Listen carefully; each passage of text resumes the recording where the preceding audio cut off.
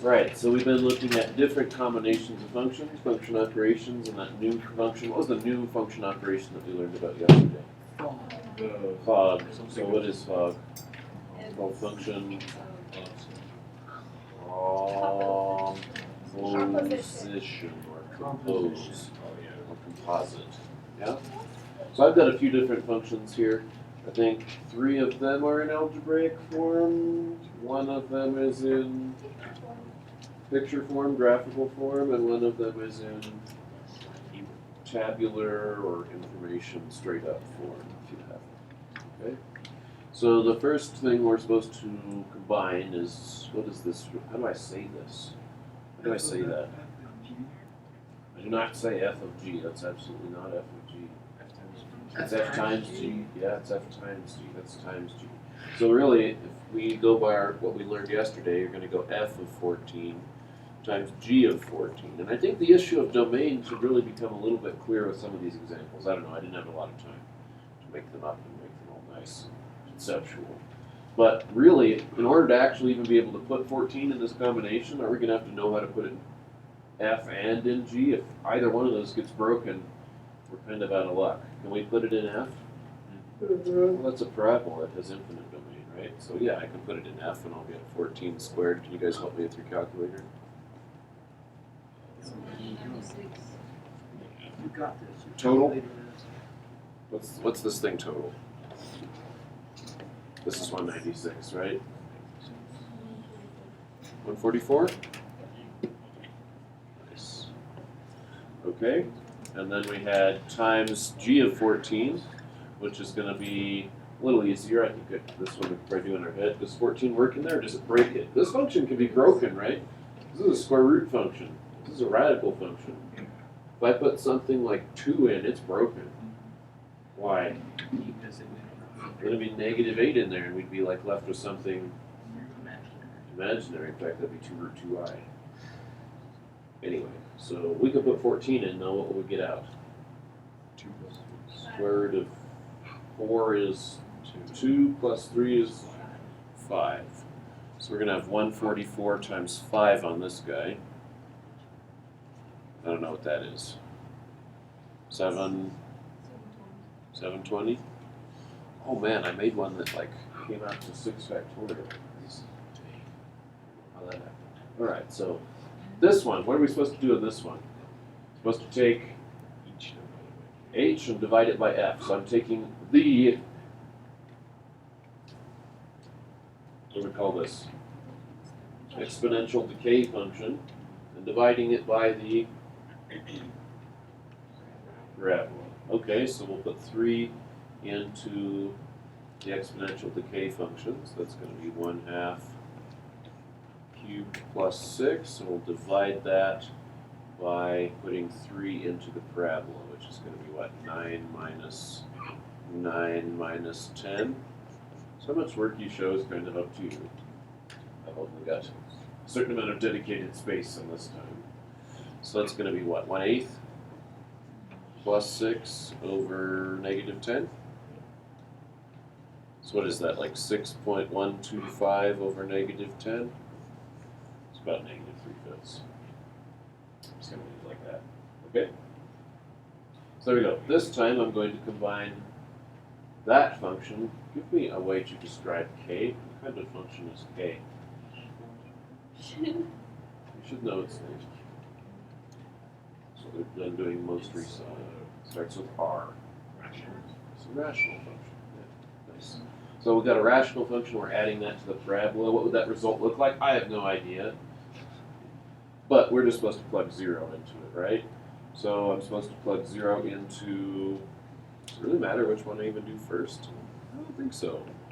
So we're supposed to add them up. So if I plug 0 into k, what do I get? You guys just be able to tell me. 4. Where is Alana's 4 coming from? We're here. Whoever said it. 0 goes in. The y value is 4. Yeah, that's nice and easy. You put 0 into f, I think it's equally easy. What comes out? Negative 10. It's pretty easy to get the y-intercept of a parabola in standard form. So this is negative 6. Sweet. Okay. How do I say this? G of k of 3, or in other words, G compose k of 3, but G of k of 3 is probably better because that tells you rotationally what to do. First, I need to put 3 into k. So put 3 into the graph, and what does it pop out? That's this spot right there. So yes, that would be 0. So that'd be G of 0. Now that explicitly says to put 0 into G. That breaks it. Very nice. It's going to be negative 10 inside the square root, which is like root 10I plus 3. That is not real. You could say it that way, or you could say I think imaginary, or you could say undefined. Technically that's really defined, it's just undefined in the real number system, if that makes sense. Dividing by 0 is not defined in any number system, that's why I always use the black hole analogy. Okay? Alright, let's scoot some of these out of the way. Okay, so this one, what am I putting in this one? Z of k, or how do you say it another way? Help me out. Z compose k of 2. So that guy is going to be Z compose k of negative 2. So first I put the negative 2 into k, which is again the graph. What do I get for negative 2 into k? Let's see, maybe we need to look like right here and trace it up. I think I was going for 6. So then this is going to be 6. So then I need to put 6 into my tabular function.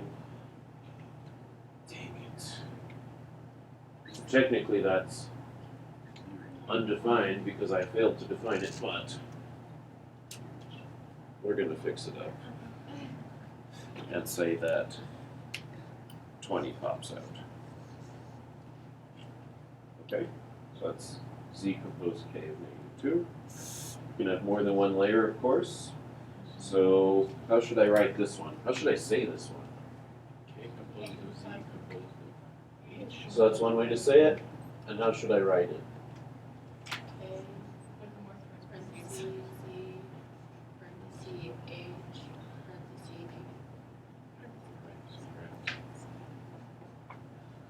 So use different sizes or something that really helps.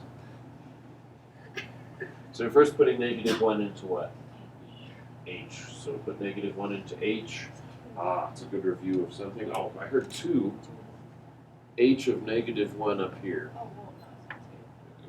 That's good, that's good, that's good. That's good. So she said that is 2. You guys following her? Because negative exponent means movement or reciprocal. So that's 2, I agree. Not negative 2? So that's 8. So this guy is 8. So now I've got k of z 8. So that's k of what? If I put 8 into z, I get 5. So we just say that's brown. And if I put 5 into the picture, the rational function, what do I get there? Exactly. So that's clearly equal to something that I have not defined. There's no ifs, ands, or buts. I did that one on purpose.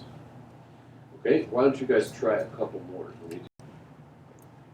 So if you're watching the video, I'd recommend pausing it, trying out these 3 combination, mainly composition problems, and see what you get, and then check it. So I'm going to look at the first one. So we've got the function z minus the composition z of g. We're supposed to evaluate that combination at 35. So let's put 35 into each one, because if you've got z minus some other function, even if it's another combination, you still need to put 35 into that and 35 into that by f of x minus g of x kind of thing.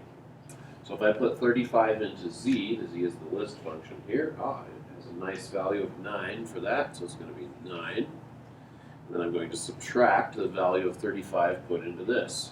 So to put it into that, I'm going to use my notation and go z of g of 35.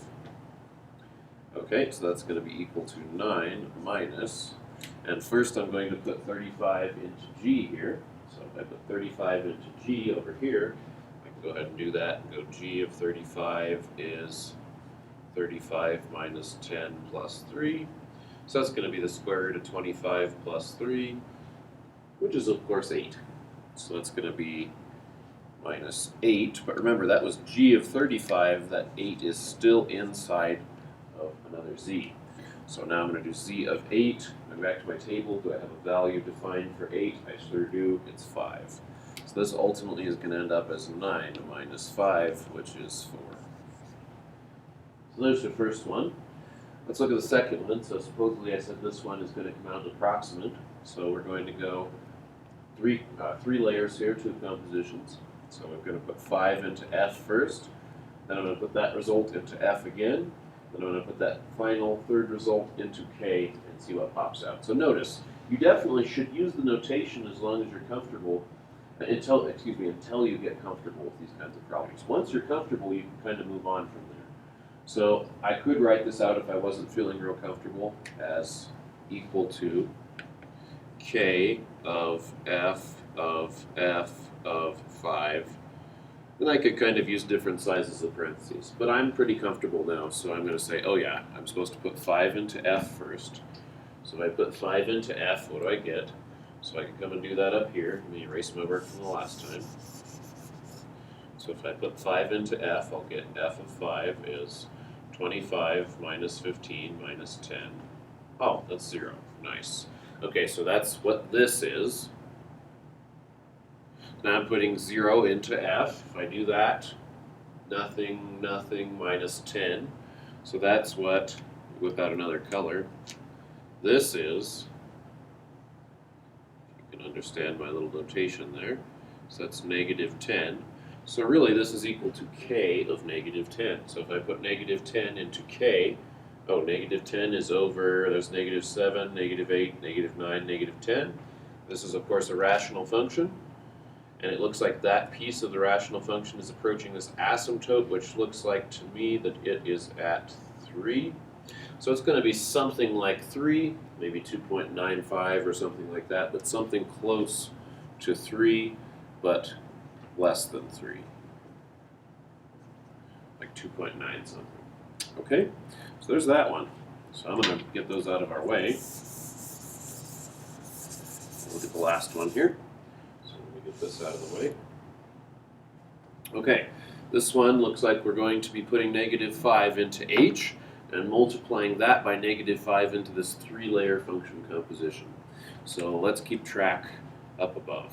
So we're going to say that's equal to H of negative 5 times, not composed, times, and we're going to go F of H of K of negative 5. Right, so negative 5 put into the function H first. So I might need some scratch work here, so negative 5 here. So I think that's going to be 1/2 to the negative 5th plus 6. So I think we just saw one with reciprocal, so negative power means reciprocal. So we're going to go 2 to the 5th plus 6. If you know your powers of 2, I think that's 32.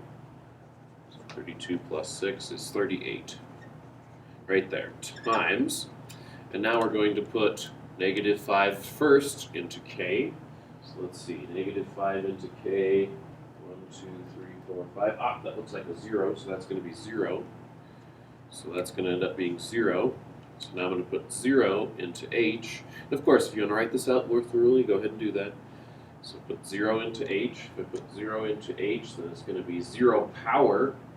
Maybe I'll write that one up on top as well. So H of 0 is going to be the 0 power of 1/2 plus 6.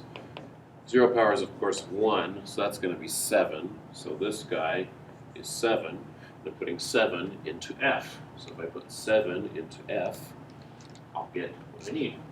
So F of 7 is going to be 7 squared minus 3 times 7 minus 10.